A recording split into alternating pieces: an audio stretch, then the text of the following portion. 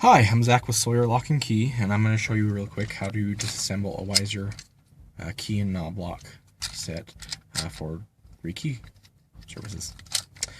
So first thing that I always do with a Weiser is I'm going to lock the back handle before I remove the knob from the door.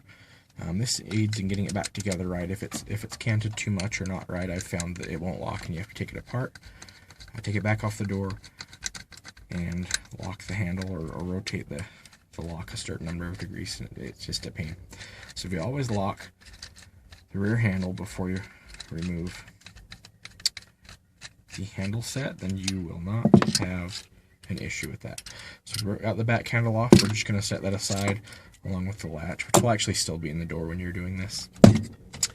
So on the Weiser here, what we need to do is we need to pull back this tail shaft. If you can kind of see there, it's spring loaded.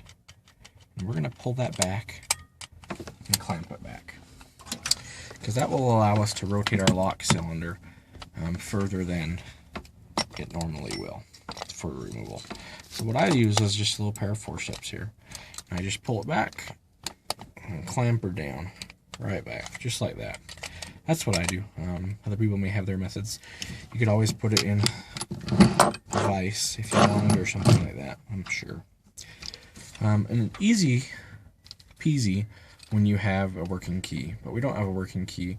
So we're going to pick this real quick. Hopefully it comes open pretty quickly. My choice for these guys is electric pick gun. It goes super quick. So I'm going to pick this open real quick.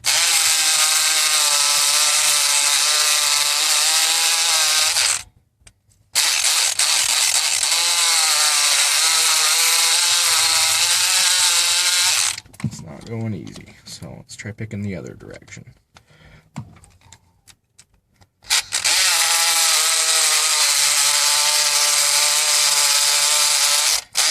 There we go. Alright. So if you noticed, I put this originally before I started picking and I don't care about the pins getting damaged or anything by using this a lot because I'm going to rekey it anyways. But I put my forceps facing straight up so I know what way the top of the keyway is. So what we're going to do is we're going to rotate that keyway, I would say about 115 degrees clockwise. Somewhere in there. And somewhere in there, it's going to allow that front. We're going to have to move it a little bit back and forth. But somewhere in there, it's going to allow the cylinder to come out the front. So I'm going to give it a couple bumps on the back. Give it a couple bumps on the back. Oh, and now, let's see. We are back in. There we go. There we go. All right. So it was that degree from top dead center, clockwise. So now that I got the cylinder out, what we're going to do now is on the back you can see, I hope you can see, a little snap ring there. So I've just got these little snap ring pliers that I filed down to a really fine point. We're just going to remove that snap ring. Woo! And it went flying, but luckily it didn't get lost. I definitely keep some of these handy because I've lost a bunch over the years, especially when I was working out of the car on a tailgate or something. And then we're just going to use a hollow plug follower. Something like this. I use smoothie straws that are cut into sections so that it fits over that odd shaped rear end of the plug.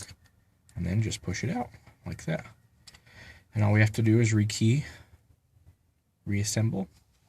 When I'm keying Weiser locks, I just use a quick set key. The KW1 key works well. I've never had a problem. I've never been told otherwise, so that's what I do. Same depths work, same key lengths work. So that's what I personally do. So that is how we're going to remove a Weiser key and knob lock cylinder for rekey.